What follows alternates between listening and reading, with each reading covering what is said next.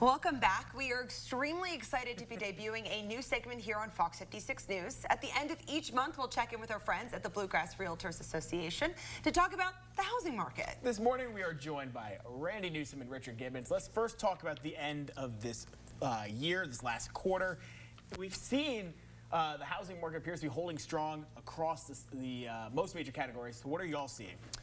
Well, in October and November, sales were up a little bit, and that's good. Going into the winter months, you know, people think there's a market that slows down in the winter and then it comes back in the spring and summer, but that's not always the case, especially the past 4 or 5 years.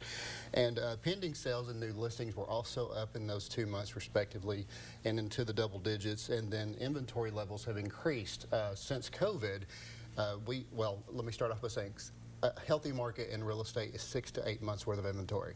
And since COVID hit, we actually got down to like 1.4 months of inventory. I looked at the data this morning and we were about 3.4 months. That's good, because that means there's more supply on the market. However, it's still below the healthy market. And when it comes to buying a home, we got to talk about interest rates, and they haven't fallen much, even though the national rate was lowered. So what are we expecting to see moving forward? Yeah, so the Fed did cut rates. That doesn't always necessarily translate to mortgage rates dropping. However, the NAR's chief economist, Dr. Lawrence Yun, is expecting interest rates to end up in like the 5.5% to 6.5% range next year. The days of your 3s and 4s are probably never coming back, according to most economists.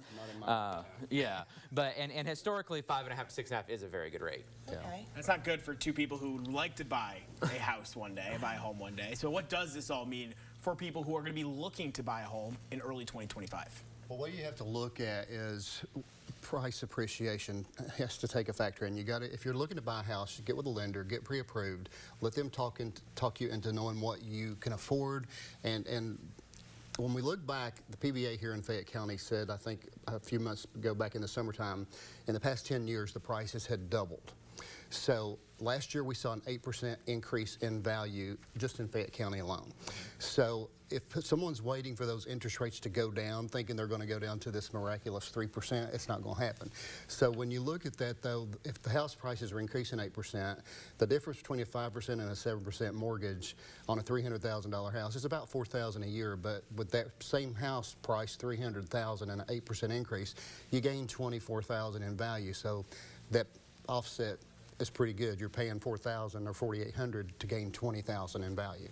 So you got to think about that. The longer you wait, the more the prices are going up. And right now we don't see a lot of factors that are going to be taking those prices down. And the thing to remember there too is that as interest rates go down, more buyers into the market. We're still supply strapped, and that's not getting any better. So all that's going to do is drive prices up more. Yeah, so kind of expanding upon that, the Kentucky legislature, they released a report indicating that the state is short about 200,000 housing units. So how does that kind of look long term when it comes to the market? Yeah, we absolutely have a supply side problem, and there's a lot of counties that are working on building out infrastructure to create more housing opportunities. But I mean, as long as these shortages remain, prices are going to keep going up. Yeah. It's a major problem with affordable housing for sure. And there's only so much the governments can do. I mean, you've got a lot of stuff that factors into the price of a house. Regulation is a key factor there. So there's somehow or another, and I don't want to open up a Pandora's box here, but there's got to be some public-private partnerships here somehow. But, you know, Inflation drove things up, you know, and people would have thought that during COVID everything would have died down. Our industry did not die down. It actually soared. 2022 was probably one of the best years in real estate forever. Now the last 2 years have taken a little bit of a cut, but break that on down, that 200,000 that the legislature says that we're short on. If you break it down to Fayette County, we're about 22,000 houses short in inventory for just this county, this metro county and area. So it affects everybody. Well, thank you both so much. Really excited to have you all come in every single month. We have more information, Bluegrass Realtors, up on your screen.